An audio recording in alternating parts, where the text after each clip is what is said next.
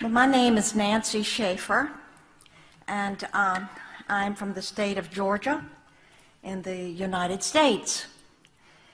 And thank you for your gracious invitation to join you tonight. And thanks to all of you who have made this incredible World Congress of Families #5 in Amsterdam possible. It's a privilege for me to join you tonight and to be with you in some pro-family policy here. I will share with you on the unlimited power of Child Protective Services. I served in the Georgia State Senate,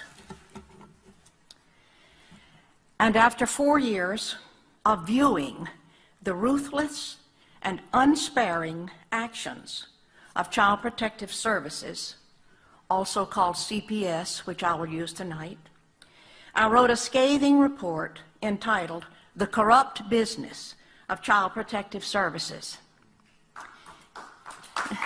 Thank you. The report cost me my Senate seat. Here's some copies of the report, if you'd like to get one. However, there are causes worth losing over, and this is one. I'm going to talk about some of the problems and then some realistic, maybe, solutions for families and children, and maybe look to some steps that we can take. This is not to say that there are not those children in wretched situations who need to be removed. There are, and we all agree. But tonight, I'm talking about those children removed from their homes intentionally for profit. Children are seized unnecessarily from their families due to the federal aid created in 1974 entitled the Adoption and Safe Families Act. It offers financial incentives to the states that increase adoption numbers. To receive the adoption incentives or bonuses, local CPS must have more children. They must have more merchandise to sell. Funding is available when a child is placed in a foster home with strangers or placed in a mental health facility and medicated, usually against the parents' wishes. Parents are victimized by the system that makes a profit for holding children longer and bonuses for not returning children to their parents. This is abuse of power. It is lack of accountability. And it is a growing criminal political phenomenon spreading around the globe. Oftentimes, but not always, poor parents are targeted to lose their children because they do not have the wherewithal to hire an attorney or fight the system. Being poor and lacking proper housing does not mean your children should be removed. CPS has redefined poor to mean psychologically inferior. Therefore, it is in the best interest of the child to be removed. Best interest, of course, has also been redefined at the child's expense. It has been reported over and over that 6 times as many children die in foster care than in the general public. Once a child is legally kidnapped and placed in official safety, the child is far more likely to suffer abuse, including sexual molestation and/or rape. Case workers and social workers are often guilty of fraud. They withhold and destroy evidence, and they seek wrongly to terminate parental rights while being protected by state immunity. There is a huge bureaucracy made up of judges, court-appointed attorneys, guardian ad litems, social workers, state employees, court investigators, therapists, psychologists, psychiatrists, foster parents, adoptive parents, and on, who are looking to the children in state care for their job security. Judges have control over private living arrangements and income of 48.3 million Americans. The United States Census Bureau reported in 2002 that $40 billion in transfer payments were made between households of custody parents and other parents. That money, $40 billion, is under the direction and control of family court judges in environments covered with confidentiality laws that protect the wrong people. Fathers are victims of this unjust system.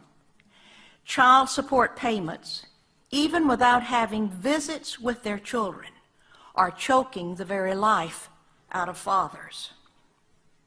3 fathers, of whom I am aware and have been in touch with, committed suicide in the last 12 months because they lost the opportunity to even visit with their children.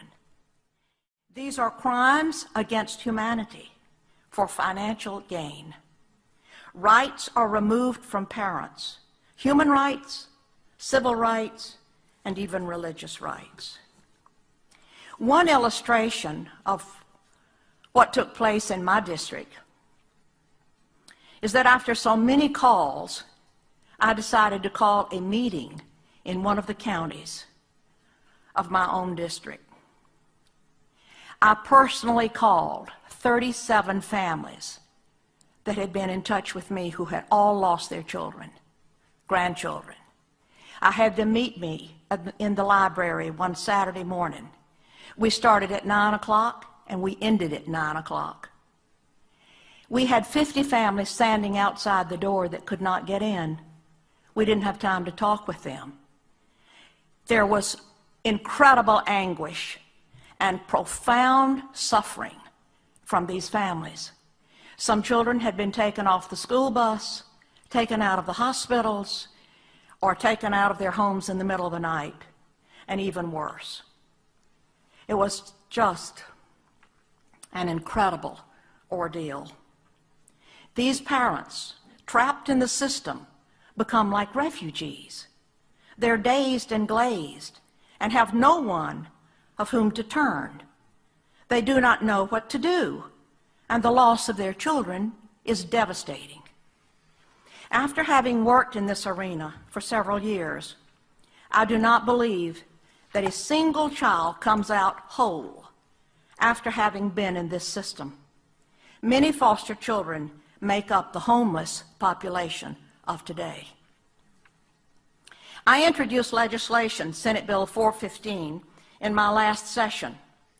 A substitute bill was written at the last minute by the chairman of the Judicial Committee.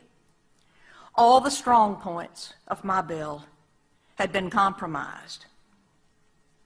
I was told, accept it, Senator.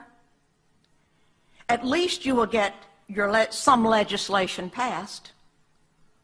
And I answered with, obviously, you do not know me.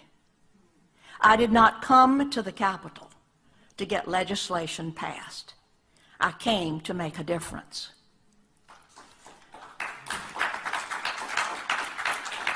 What can be done? An independent audit should be called on every state of all Child Protective Services departments. I am in touch with congressmen and state officials, and the door may be possibly opening very slowly. A federal congressional hearing is needed.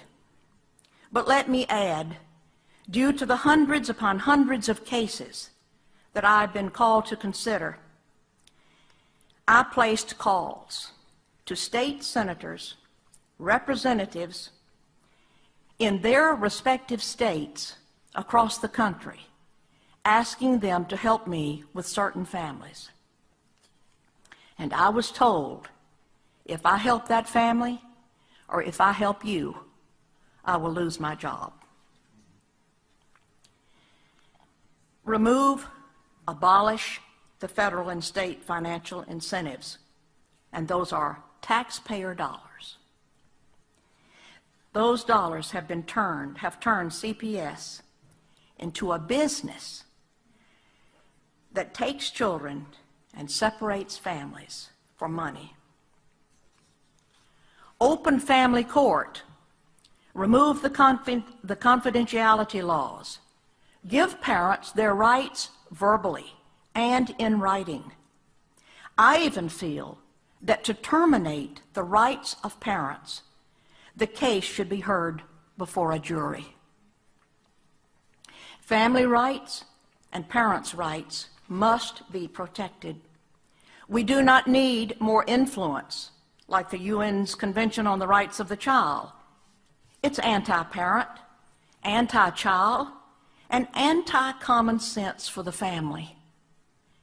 There has to be perseverance for any great reform, and great reform is needed in this area.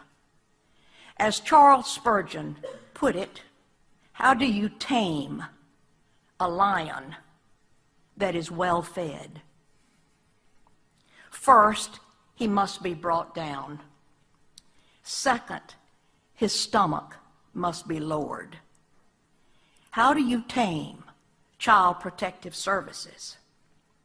It may be only by closing it completely and starting over at the beginning with pro-family values. In closing, let me remind you that there is case law from state appellate and federal district courts and up to the United States Supreme Court, all of which affirm the constitutionality of the rights of parents to actually be parents to their children. There's biblical law too. It goes like this: speak up for those who can't speak for themselves, and for the rights of all who are destitute. Speak up and judge fairly. Defend the rights of the poor and the needy. Thank you